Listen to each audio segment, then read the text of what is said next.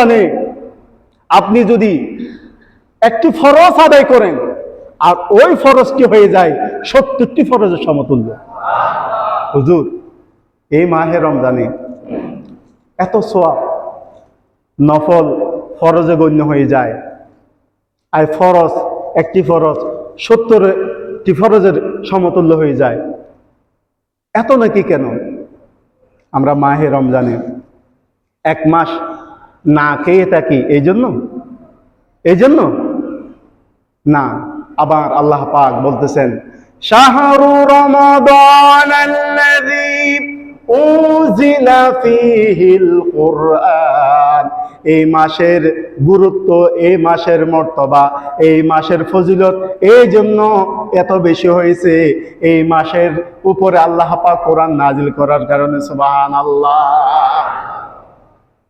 পৃথিবীতে বাবা আদম থেকে ঈসা রূহুল্লাহ পর্যন্ত যত নবী এসেছে, কাউকে শ্রেষ্ঠ নবী বানায় নাই।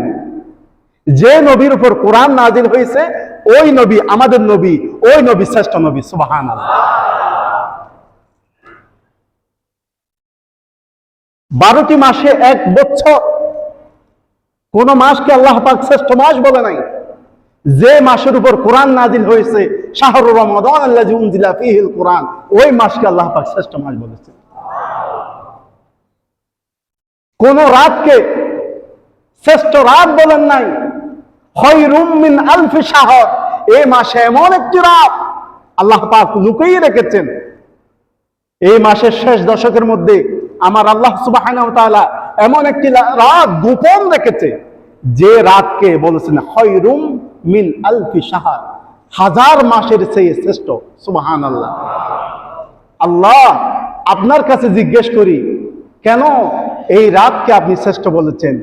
যে রাতে আল্লাহ পাক কোরআন নাজিল করেছেন, ওই রাত এই কোরআনের কারণে 1000 মাসের চেয়ে শ্রেষ্ঠ হয়েছে।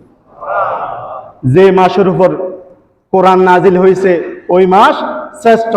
যে নবীর উপর কোরআন নাজিল হয়েছে ওই নবী শ্রেষ্ঠ।